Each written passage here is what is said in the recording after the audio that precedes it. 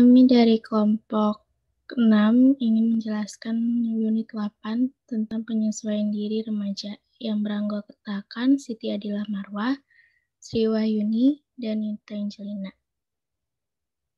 Konsep dan proses penyesuaian diri remaja. Penyesuaian diri dapat diartikan sebagai penguasaan, yaitu memiliki kemampuan untuk membuat rencana dan merorganisasi respon-respon sedemikian rupa, sehingga bisa mengatasi segala macam konflik, kesulitan, dan frustasi-frustasi secara efisien. Individu memiliki kemampuan menghadapi realitas hidup dengan cara yang memenuhi syarat.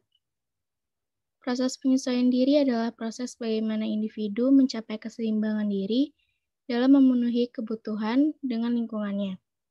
Penyesuaian yang sempurna terjadi jika individu selalu dalam keseimbangan antara dirinya dan lingkungannya, di mana tidak ada lagi kebutuhan yang tidak terpenuhi dan di mana semua fungsi organisme atau individu berjalan normal. Karakteristik penyesuaian diri. Tidak selamanya individu berhasil dalam melakukan penyesuaian diri, karena kadang-kadang ada rintangan-rintangan tertentu yang menyebabkan tidak berhasil melakukan penyesuaian diri. Penyesuaian diri secara positif. Mereka yang tergolong mampu melakukan penyesuaian diri secara positif ditandai dengan hal-hal berikut. Yang pertama, tidak menunjukkan adanya ketegangan emosional, tidak menunjukkan adanya mekanisme-mekanisme psikologi, dan tidak menunjukkan adanya frustasi pribadi dan lain-lain.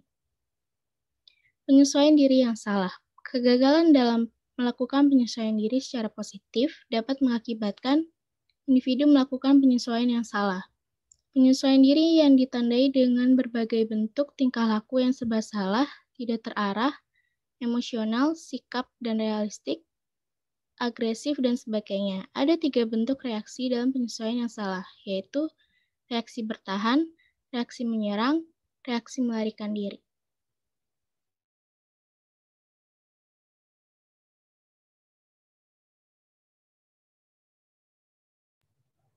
Permasalahan-permasalahan penyelesaian diri remaja.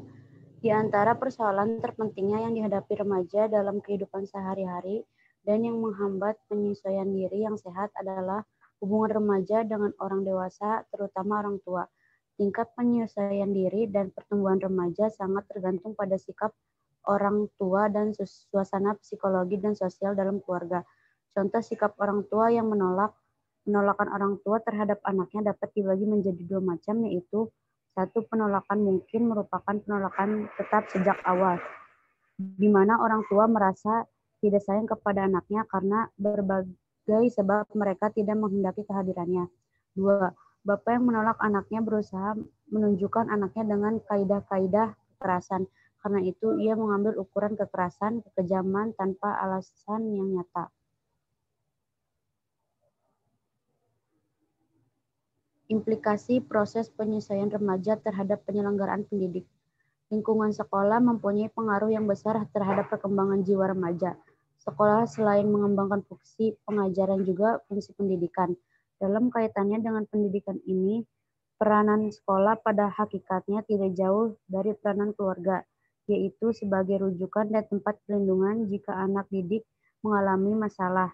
Oleh karena itulah, di setiap sekolah lanjutan ditunjukkan wali kelas, yaitu guru-guru yang akan membantu anak didik jika ia menghadapi kesulitan dalam belajar, dan guru-guru bimbingan dan penyuluh untuk membantu anak didik yang mempunyai masalah pribadi dan masalah penyelesaian diri, baik terhadap dirinya sendiri maupun terhadap tuntunan sekolah.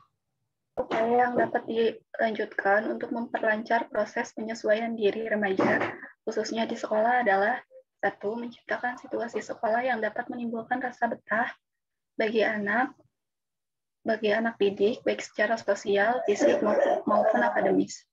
Menciptakan suasana belajar mengajar yang menyenangkan bagi anak. 3. Usaha memahami anak didik secara menyeluruh, baik prestasi belajar, sosial, maupun seluruh aspek pribadinya. 4.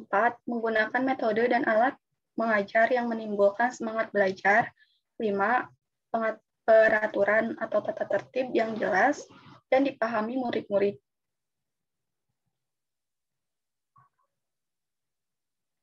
Karena di sekolah guru merupakan figur pendidikan yang penting dan besar pengaruhnya terhadap penyesuaian siswa-siswanya, maka dituntut sifat-sifat gurunya yang efektif, yakni sebagai berikut. 1.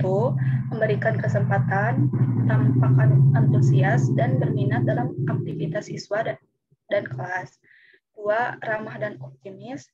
3. Mampu mengontrol diri, tidak mudah kacau atau terganggu, dan teratur tindakannya. 4. Mengetahui dan mengakui kesalahan-kesalahan sendiri. 5. Jujur dan objektif dalam memperlakukan siswa. Sekian presentasi dari kelompok kami. Mohon maaf bila ada kesalahan kata. Terima kasih.